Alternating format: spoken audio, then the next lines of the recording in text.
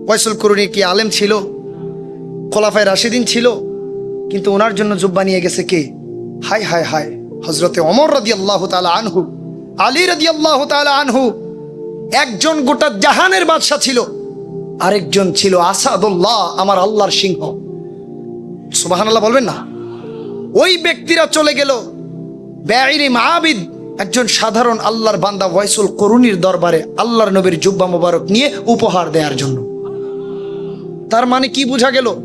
আলেম হন, মুফতি মুহাদ্দিস হন আর না হন, যদি ইশকে মুস্তফা থাকে, অন্তত ইশকে মুস্তফার খাতিরে হলেও সব দিক থেকে পিছায়া গেলে আমার রাসূল আপনাকে মহব্বত করে এত বেশি আগায় দিবে, অসংখ্য অগণিত আলেম পর্যন্ত আশিকে রাসূলের কাছে ব্যর্থ হয়ে যাবে, পিছিয়ে পড়বে।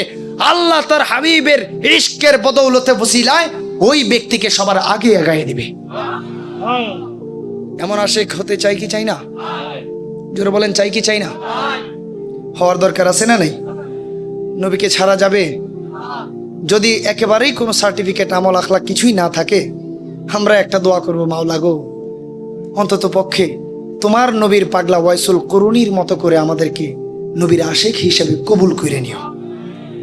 মাওলা, ও মাওলা, আমাদের ইমান নাই, দুর্বল, নড়বড়ে কচু পাতার পানি, ঠুসঠাস, খালি লড়ে সরে, বাতাস আইলেই যেন পড়ে যায় এমন। মাওলা, আমাদের সিনাবর্তী তোমার হাবিবের ভালোবাসা। ও মাওলা, এই ভালোবাসার ওসিলায় হলো আমাদের নসিবে সিরাতাল মুস্তাকিম দান করে দিও। ভিক্ষা দিও মাওলা, ভিক্ষা, ভিক্ষা তোমার হাবিবের ওসিলায় ভিক্ষাটা দিও। সুবহানাল্লাহ বলেন না? আরো জোরে বলেন আমিন। এই ভিক্ষা চাই কি চাই না? চাইলে আওয়াজ তুলে বলতে হবে, চাই কি চাই না? পেয়ারা হাজিরিন, আলোচনা একেবারে শেষের দিকে, আমরা এখন সমাপ্তির দিকে যাব। আমাকে আবার ফিরতে হবে, কালকে আবার আমার মসজিদে মাহফিল, ওখানে আবার 1.5-2 ঘন্টা আলোচনা করতে হবে। সুতরাং সবকিছু মিলিয়ে কথা আর বেশি লম্বা করা যায় না। মিলাদুন নবী মাহফিলের মধ্যে আসছি, আলহামদুলিল্লাহ। আমার কাছে কেন যেন মনে হচ্ছে আজকের মাহফিলটাকে আমার আল্লাহ কবুল করে নিছে। আপনাদের উপস্থিতি, মনোযোগ, এই সব কিছু মিলিয়ে, এই যে বৃষ্টি পড়ছে বাহিরে, কিন্তু আপনাদের নড়াচড়া নাই। আমি মাঝে মধ্যে টেস্ট করলাম উল্টাপাল্টা প্রশ্ন কইরা, কিন্তু আপনাদের কোনো ভুল উত্তর নাই। এই যে ইশকের পরিচয়, ইশকের উত্তর, ইশকের যোগ্যতা, প্রমাণ, এগুলোই প্রমাণ করে এমন একটা মাহফিলকে আল্লাহ তাআলা ইশকের জন্য হলেও কবুল করে নেয়।